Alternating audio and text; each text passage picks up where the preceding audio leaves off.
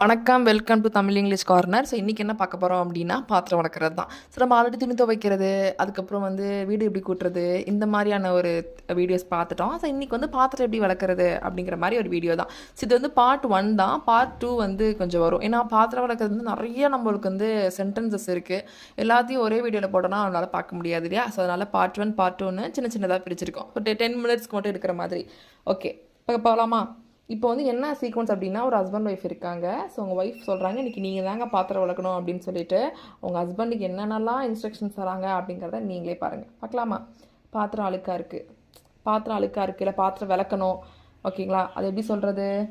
த vessels R dirty. பாத்திரம் அப்படிங்கிறதுக்கு இங்கிலீஷில் வெசல்ஸ் அப்படின்னு சொல்லி அர்த்தம். நான் பாத்திரம் கழுவணும். அவங்க ஒய்ஃப் சொல்கிறாங்க, நான் பாத்திரம் கழுவணும் அப்படின்ட்டு. அது எப்படி சொல்லலாம்? I need to wash the vessels. அப்புறம் தான் ஞாபகத்துக்கு வருது, இன்றைக்கி உங்கள் ஹஸ்பண்ட் டர்ன் அப்படிங்கிறது. அது எப்படி சொல்லலாம்? இன்றைக்கி யார் பாத்திரம் கழுவ போகிறது அப்படிங்கிறத who will wash the dishes today. பாத்திரத்துக்கு எப்படி வெசல்ஸ்னு நான் மீனிங் சொன்னனோ, டிஷ்ஷஸ் அப்படின்னாலும் பாத்திரம் அப்படின்னு தான் அர்த்தம். who will wash the dishes todayனா இன்றைக்கி யார் பாத்திரம் கழுவ போகிறதுன்னு அர்த்தம். நீ தான் பாத்திரம் கழுவணும். அது எப்படி சொல்லலாம்? It's your turn to clean the vessels. எனக்கு பாத்திரம் கழுவ பிடிக்காது. பாவம் உங்கள் ஹஸ்பண்டுக்கு பாத்திரம் கழுவது பிடிக்காது போல். அது எப்படி சொல்கிறாரு பாருங்க. ஐ ஹேட் வாஷிங் டிஷ்ஷஸ். சரி, ஒய்ஃப் பேச்சு கேட்காம இருக்க முடியாது, மீற முடியாது. நான் இதை பண்ணுறேன் அப்படிங்கிறத ஐ வில் டூ திஸ், நான் இதை பண்ணுறேன் அப்படின்னு சொல்கிறார். எல்லா பாத்திரத்தையும் எடுத்துகிட்டு வா. அவங்க ஹஸ்பண்ட் சொல்கிறாங்க, எல்லா பாத்திரத்தையும் எடுத்து போடுவோம் இல்லையா நம்ம சிங்கில். அதை எப்படி சொல்லலாம்? Gather all the dirty vessels. கழுவுறதுக்கு முன்னாடி அந்த தட்டில் மிச்ச சாப்பாடு, இல்லைனா ஒரு தக்காளி தோலாக இருக்கட்டும், கருவேப்பிலையாக இருக்கட்டும், அதெல்லாம் மிச்சம் இருக்கு இல்லையா, அதெல்லாம் எடுத்து டஸ்ட்பினில் போட்டு தான் நம்ம சிங்க்குள்ளேயே போடணும். இல்லைனா என்ன ஆகிடும்? அடைச்சிக்குள்ளையா. அது எப்படி சொல்கிறது? கழுவுறதுக்கு முன்னாடி எல்லாத்தையும் எடு அப்படிங்கிறத scrap off any food residue before washingனா கழுவுறதுக்கு முன்னாடி, scrap off அப்படின்னா எடுக்கிறது, ஃபுட் ரெசிடியூ அப்படிங்கிறது என்ன அப்படின்னா, ரெசிடியூ அப்படின்னா அந்த மிச்சம் இருக்கிறதுன்னு அர்த்தம். ஸோ அந்த மிச்சத்தை எல்லாத்தையும் எடு அப்படிங்கிறத scrap off any food residue before washing அப்படின்னு சொல்லலாம். சிங்க்கு நிறைய பாத்திரம் இருக்குது. பாத்திரம் ஃபுல்லாத்தையும் எடுத்து போட்டுட்டு பார்த்தா சிங்க்கு ஃபுல்லாக பாத்திரம் இருக்குது. அதை எப்படி சொல்லலாம்?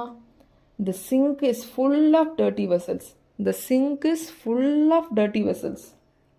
கொஞ்சம் நேரம் ஊற வை. அவங்க பொறுக்கி போட்டக்கப்புறம் அவங்க ஒய்ஃப் சொல்கிறாங்க, கொஞ்சம் நேரம் அந்த ஊற விடு அப்படின்னு சொல்லிட்டு. அது எப்படி சொல்லலாம்? கொஞ்சம் நேரம் ஊற வை அப்படிங்கிறத soak the vessels for a few minutes. கத்தியை சிங்கில் வைக்காத. இப்போ தான் ஆட்டமே ஆரம்பிக்குது. ஸோ அவங்க ஒய்ஃப் இன்ஸ்ட்ரக்ஷன்ஸாக கொடுக்குறாங்க. என்னென்ன இன்ஸ்ட்ரக்ஷன்ஸ்லாம் பாருங்கள். கத்தியை சிங்கில் வைக்காத.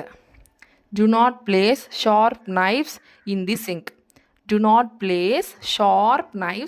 sink. சிங்கில் வடிகட்டி வை.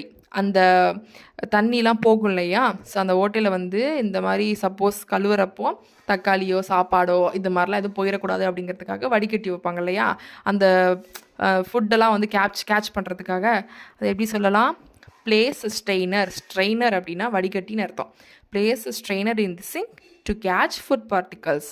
சிங்கில் ஸ்ட்ரெயினரை வையே அப்படிங்கிறத இப்படி சொல்லலாம். இப்போ பாத்திரத்தை எடுத்து போட்டாச்சு.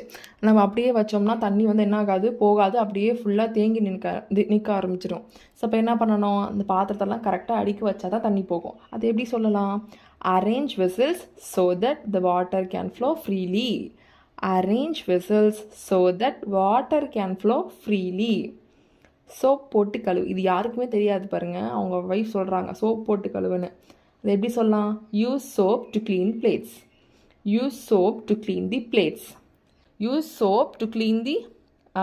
நான் இங்கே போட்டிருக்கேன். பட் இங்கே வெசல்ஸ் கூட போட்டுக்கலாம். நார் போட்டு தேய். இது அவங்களுக்கு தெரியவே பாத்திரம் வளர்க்குறதே தெரியாது. பட் அவங்க சொல்கிறாங்களா அப்படி, நார் போட்டு தேய் அப்படின்ட்டு. So use a sponge to scrub the vessels. Scrub அப்படின்னா தேய்க்கிறது அப்படின்னு சொல்லி அர்த்தம். சில பேர் வீட்டில் ஸ்பாஞ்ச் யூஸ் பண்ணுவாங்க, இல்லைனா அதை ஸ்க்ரப்பர்னு சொல்லலாம், இல்லை ஸ்பாஞ்சுன்னு சொல்லலாம். So use a sponge to scrub the vessels. அந்த நார் போட்டு தேய் அப்படிங்கிறத use a sponge to scrub the வெசல்ஸ்ன்னு சொல்லலாம். இன்னும் சோப்பு வேணும். சரியான காண்டாயிடுச்சு ஹஸ்பண்டுக்கு. என்ன சொல்கிறாரு, எனக்கு சோப்பு பத்தலை, இன்னும் சோப்பு வேணும் அப்படிங்கிறாரு. இன்னும் சோப்பு வேணும் அப்படிங்கிறது எப்படி சொல்லலாம், I need more dish soap. Dish soap அப்படின்னா பாத்திரம் வளர்க்குற சோப்பு அப்படின்னு அர்த்தம். I need more dish soap அப்படின்னு சொல்கிறாரு.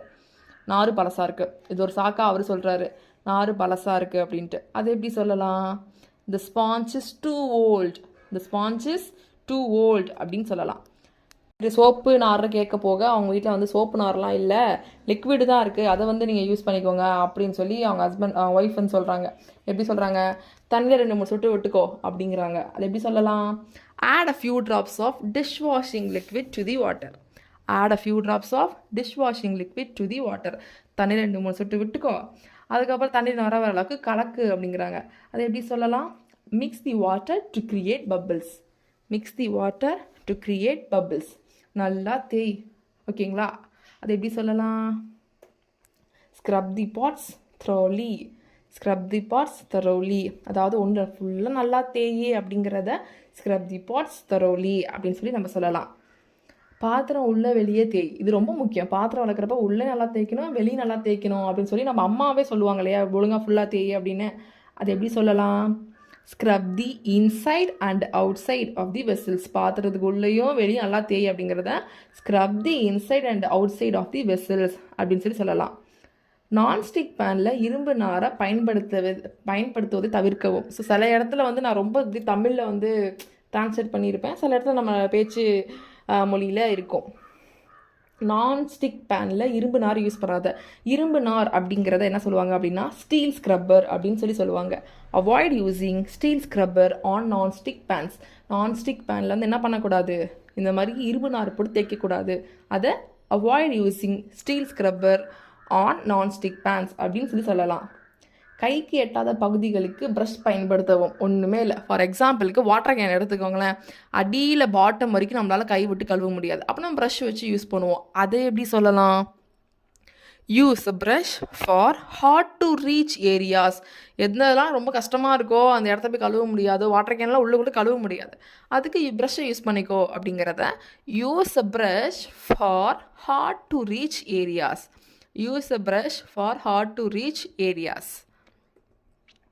அடிப்பிடிச்ச கரைகளுக்கு சிறிது பேக்கிங் சோடாவை பயன்படுத்தவும். அடிப்பிடிச்ச பாத்திரம் இல்லை அடிப்பிடிச்சிருச்சு அப்படின்னா அந்த பாத்திரத்தை எப்படி சொல்லுவாங்க அப்படின்னா பர்ன்ட் வெசல்ஸ் அப்படின்னு சொல்லுவாங்க. பர்ன்ட் வெசல்ஸ் அப்படின்னா அடிப்பிடிச்ச பாத்திரம். அடிப்பிடிச்ச பாத்திரத்துக்கு கொஞ்சம் வந்து பேக்கிங் சோடா போட்டு கழுவினா உனக்கு ஈஸியாக இருக்கும் அப்படின்னு உங்கள் ஒய்ஃப் சொல்கிறாங்க. அது எப்படி சொல்லணும், for burnt vessels use a bit of baking soda. For burnt vessels use a bit of baking soda அப்படின்னு சொல்லலாம். ஓடுற தண்ணியில் அலசு. ஸோ நம்ம ஆல்ரெடி வாஷிங் கிளாத்ஸ்லேயே பார்த்துட்டோம், பட் இருந்தாலும் இன்னொரு தடவை பார்க்கலாம். Rinse the dishes in running water. Rinse the dishes in running water. பாத்திரங்களில் இருந்து அனைத்து சோப்புகளும் அகற்றப்படுவதை உறுதி செய்யவும். ஒன்றுமே இல்லை, ஒரு பாத்திரம் வளர்க்குறோம் அப்படின்னா அதில் எந்த சோப்புமே இருக்கக்கூடாது, எல்லாத்தையுமே எல்லாம் க்ளீன் பண்ணணும். எல்லா சோப்புமே வந்து இருக்கா, எல்லா சோப்புமே வெளியே வந்துடுச்சா, க்ளீனாக இருக்கா அப்படின்னு சொல்லி பார்த்துட்டு கழுவு அப்படின்னு சொல்கிறத ensure all soap is removed from the vessels. ensure அப்படின்னா உறுதிப்படுத்து அப்படின்னு அர்த்தம். ensure all soap, எல்லா சோப்புமே ரிமூவ் ஆயிடுச்சு பாத்திரத்துல இருந்து அப்படிங்கிறத நல்லா இதை பார்த்துக்கோ அப்படின்னு சொல்கிறாங்க. தட்டை நல்லா கழுவு. தட்டை நல்லா கழுவு, இது எப்படி சொல்லலாம், the plates need a good wash. நல்லா கழுவணும் நீ அப்படிங்கிறத a plates need a good wash அப்படின்னு சொல்லலாம். ஸோ இப்போ அவங்க கழுவுறது வரைக்கும் வந்துடாச்சு. ஸோ இதுக்கப்புறம் அவங்க ஒய்ஃப் கிட்ட அவங்க எப்படி ஹெல்ப் கேட்குறாங்க, அதுக்கப்புறம் எப்படி கழுவுன பாத்திரத்தை அடுக்கி வைக்கிறாங்க, அந்த மாதிரி சீக்வன்சஸில் ஒரு சில சென்டென்சஸை பார்ட் 2 வீடியோவில் பார்க்கலாம். இந்த வீடியோ உங்களுக்கு பிடிச்சிருக்குன்னு நினைக்கிறேன். கண்டிப்பாக லைக் பண்ணுங்கள், மறக்காமல் சப்ஸ்கிரைப் பண்ணிக்கோங்க. தேங்க்யூ.